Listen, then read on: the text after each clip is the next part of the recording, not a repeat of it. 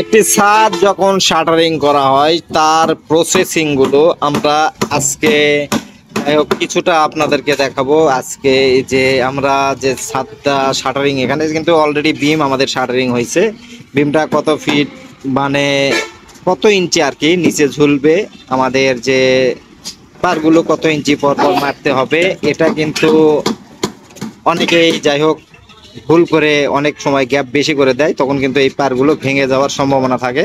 সেই জন্য আমি বলবো যে আমরা একটা নির্দিষ্ট মাপ দেব, আপনারা ইচ্ছা করলে এই মাপে কিন্তু কাজ করতে পারেন। কাজ করলে কিন্তু আপনার কাজগুলো এবং আমাদের মতোই হবে। আমরা যে কাজগুলো করি সেটাই কিন্তু তুলে ধরার চেষ্টা করি, আপনাদের সাথে শেয়ার করার চেষ্টা করি। আমরা বিমের মাপ দেব, এই বিমের যে মুখটানা মারা হয়েছে এই বিমের মাপ দেব, এবং আমরা যে পারগুলো দিছি এই পারগুলো কত ফিট পরপর দেওয়া হয়েছে সেগুলোও কিন্তু আপনাদের সাথে শেয়ার করব। আসুন আমরা নিচ থেকে দেখি।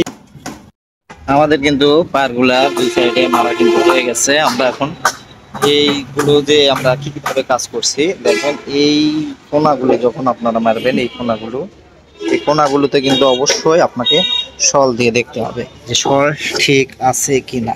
দেখেন আমরা এখানে শল ধরতেছি,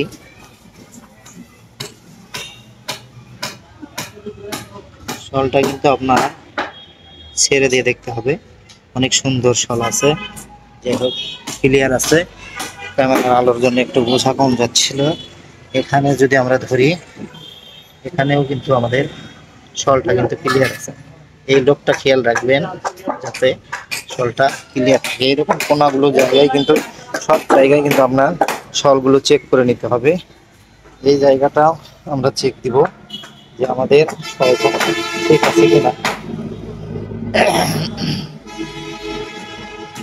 দেখেন শলটা কিন্তু আমরা কাঠের সাথে থেকে ধরছি এবং কাঠ থেকে একটু ক্লিয়ার আছে, শলটা লড়তেছে।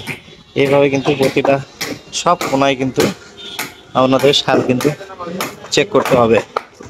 আর বিশেষ করে এটা দেখতে হবে যে এই গাগুলো আপনার সোজা আছে কিনা। সোজা না থাকলে আপনাকে সোজা করে নিতে হবে এবং একটা নির্দিষ্ট মাপে এই মুখটানাগুলো মেরে নিতে হবে। আমাদের বিমের হাইটটা কতটুকু হচ্ছে তার উপর ভিত্তি করে কিন্তু এই কাজগুলো কিন্তু আপনাকে করতে হবে। আর এখানে যে খুঁটিগুলো দেওয়া হয়েছে, পারগুলো কত ইঞ্চি দেওয়া হয়েছে, খুঁটিগুলো কত ইঞ্চি দেওয়া হয়েছে, আমাদের যেহেতু বিম ছাদ সেটাই আমি আপনাদের সাথে শেয়ার করব।